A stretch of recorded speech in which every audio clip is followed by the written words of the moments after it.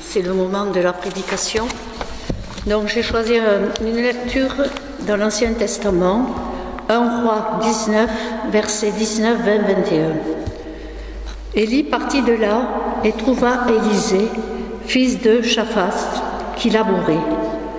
Il y avait devant lui 12 paires de bœufs, et il était avec la 12e. Élie s'approcha de lui et il jeta sur lui son manteau. Élisée, quittant ses bœufs, courut après Élie et dit : « Laisse-moi embrasser mon père et ma mère, je te suivrai. » Élie lui répondit : « Va et reviens, car je pense à ce que je t'ai fait, et pense à ce que je t'ai fait. » Après s'être éloigné d'Élie, il revint prendre une paire de bœufs qu'il offrit en sacrifice, avec l'attelage des bœufs. Il fit cuire leur chair et la donna à manger au peuple. Puis il se leva, suivit Élie et fut à son service. Puis au Nouveau Testament, Matthieu chapitre 4, versets 12 à 20. Jésus apprit l'arrestation de Jean-Baptiste et il se retira en Galilée. Il quitta Nazareth et vint habiter à Capharnaüm, ville située au bord de la mer de Galilée, dans les territoires de Zabulon et de Nephtali, afin que s'accomplisse la parole du prophète Ésaïe. Terre de Zabulon et terre de Nephtali, contrée voisine de la mer, au-delà du Jourdain, Galilée des païens.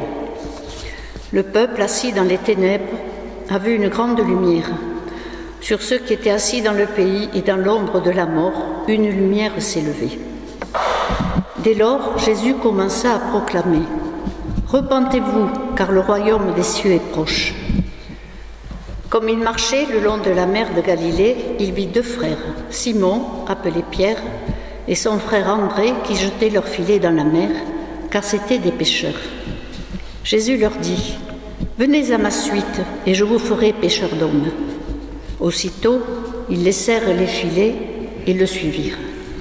En allant plus loin, il vit 2 autres frères, Jacques, fils de Zébédée, et Jean son frère, qui étaient dans une barque avec Zébédée leur père, et qui réparaient leurs filets. Il les appela, et aussitôt ils laissèrent la barque et leur père, et le suivirent. Jusque-là, la parole de Dieu. Prions. Seigneur, ta parole nous enseigne. Éveille nos cœurs à cette parole que nous allons méditer maintenant. Qu'elle soit une nourriture pour grandir dans la foi, un guide pour avancer plus près de toi, un encouragement pour poursuivre notre chemin avec toi. Amen. Alors Jésus était avec des pêcheurs et je vais vous parler de montagne.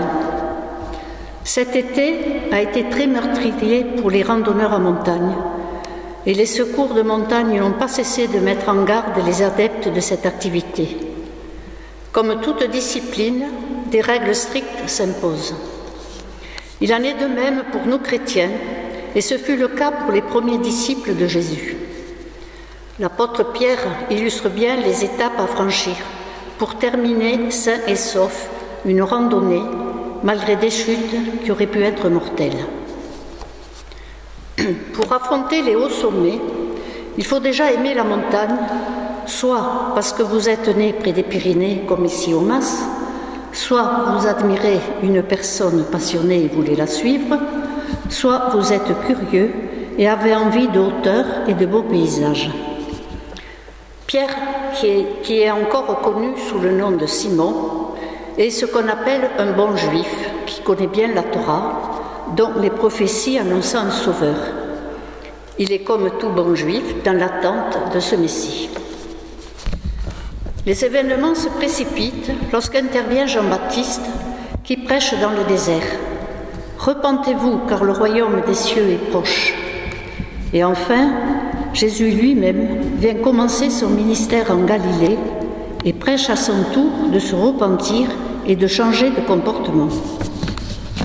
Simon et les autres disciples ont donc entendu parler de cet homme qui prêche la bonne nouvelle. Aussi, quand Jésus s'approche d'eux, préparés psychologiquement à cette rencontre, ils n'hésitent pas à laisser leur filet, leur travail, leur famille pour suivre Jésus. Les disciples ont une confiance totale, surtout Simon, qui a un tempérament de gagnant. Il est courageux, audacieux, intrépide. C'est un personnage avec beaucoup de qualités, mais aussi des défauts, comme nous tous. Malgré cela, Jésus l'a choisi et va le façonner à l'image de ce que Dieu avait prévu pour lui. Simon est encore un vase fragile, comme dit le cantique. Le choix est fait pour Simon. Comme le futur montagnard, il va apprendre les règles. Par l'enseignement de Jésus, qui lisons-nous dans Matthieu 4, Jésus enseignait dans les synagogues, prêchait la bonne nouvelle du royaume et guérissait toute maladie, toute infirmité aussi parmi le peuple. Donc Simon, à ses côtés, suit son enseignement, reconnaît son autorité, assiste à ses miracles. Il apprend la compassion, l'amour du prochain, le pardon, et constate qu'accepter la bonne nouvelle transforme les vies. Mais un futur montagnard doit s'équiper avec du matériel adéquat et performant. Paul parle de la cuirasse du chrétien. Dans ce contexte, il s'agit d'un équipement psychologique.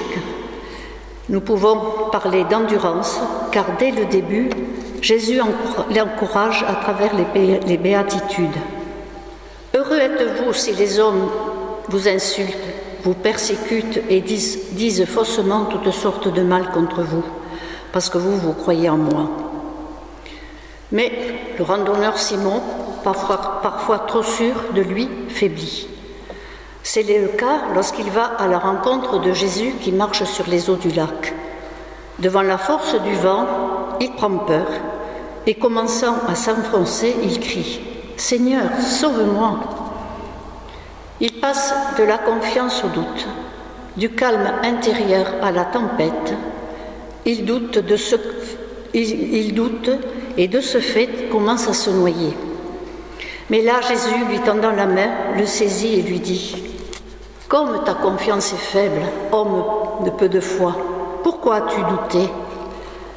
C'est la première chute, mais secouru par Jésus, Simon peut reprendre confiance et continuer son périple.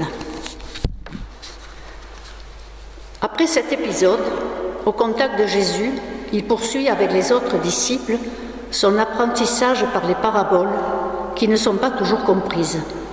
Un apprenti ne saisit pas toujours certaines subtilités et nous de même, nous avons besoin souvent d'être éclairés et apprenons encore tous les jours.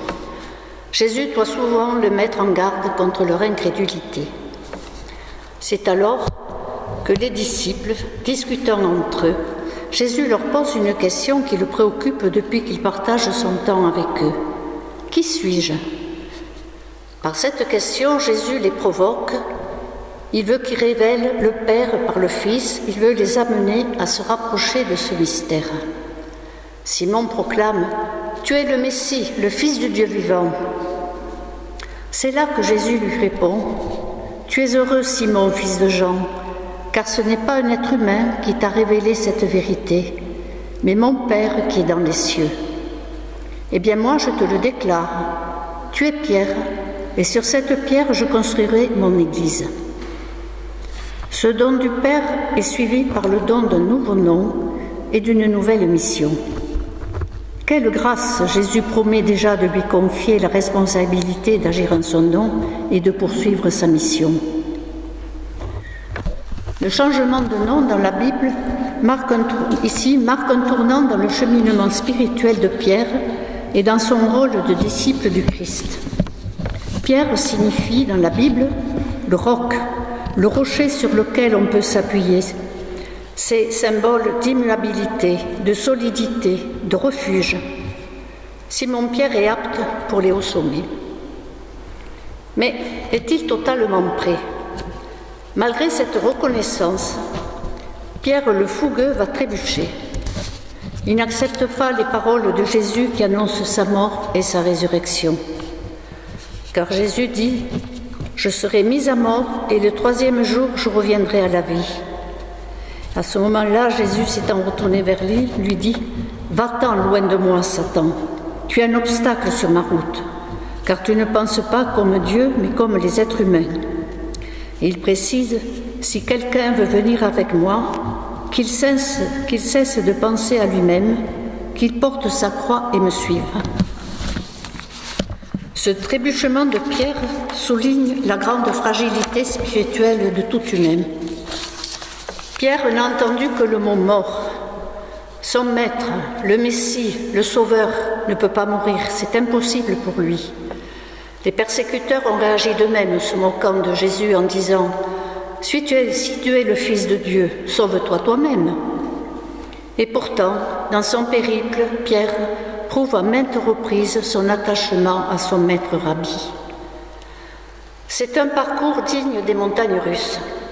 Il lui affirme sa fidélité dans Jean 6, lorsqu'un litige suite aux paroles de Jésus éclate, provoquant le départ d'une partie de la foule qui le suivait.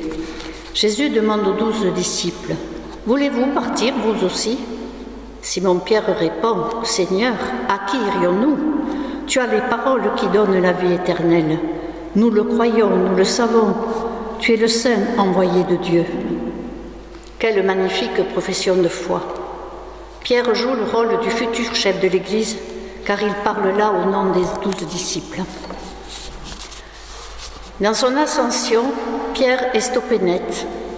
Et manipulé par Satan, il est en totale opposition avec le projet de Dieu. Il a reconnu le Fils de Dieu, mais n'accepte pas la nécessité de sa mort sur la croix. C'est probablement trop dur pour lui qui aime tant son maître. Jésus tente à plusieurs reprises d'annoncer cette mort, mais il n'est pas entendu. Pierre devra encore trébucher pour l'accepter. Et à ce stade-là, est-ce que le montagnard va arriver au sommet? Pierre a encore à apprendre l'humilité. Lorsque Jésus, lors du dernier repas, annonce à ses 12 disciples « Cette nuit même, vous allez tous m'abandonner », Pierre prend la parole pour dire « Même si tous les autres t'abandonnent, moi je ne t'abandonnerai jamais ». Et Jésus répond qu'il reniera 3 fois.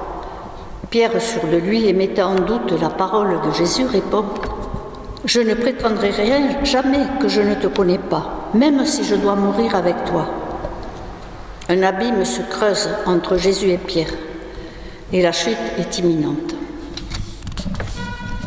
Quelle prétention! Sachant ce qui va se passer, l'orgueil est dans son cœur, il n'est plus à l'écoute de son maître.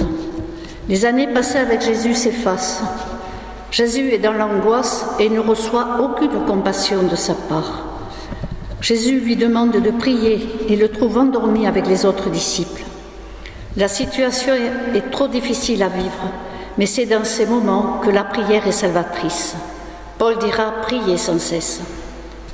Combien de fois Jésus a laissé ses disciples pour aller prier son Père, et dans ce moment précis, il va prier, et à son retour, reproche à Pierre de ne pas avoir été capable de veiller et de prier pour ne pas tomber en tentation. Cette attitude est décevante, mais nous enseigne sur nos manquements. Nous nous laissons dévorer par la fatigue, la peur ou les soucis, et Satan guette nos moindres défaillances. Pierre va suivre Jésus de loin. Il ne va pas le secourir, lui qui déclarait le suivre jusque dans la mort. Les belles promesses se sont envolées. La peur d'avouer, d'être un proche de Jésus, a anéanti le courage et l'audace de cet homme. Il s'est laissé influencer par l'ambiance de haine, de violence, qui régnait en ce moment sur ce mont des Oliviers. À 3 reprises, il ment et jure qu'il ne connaît pas ce condamné. Le chant du coq lui rappelle la prédiction de Jésus. Il prend alors conscience de sa trahison et de sa lâcheté, d'où ses larmes amères. Ce coq a révélé les paroles de Jésus et le cœur endurci de Pierre s'est ouvert. La bonne nouvelle est que l'on peut aimer par-delà la faute. Luther écrivait « Pêche fortement et crois plus encore ».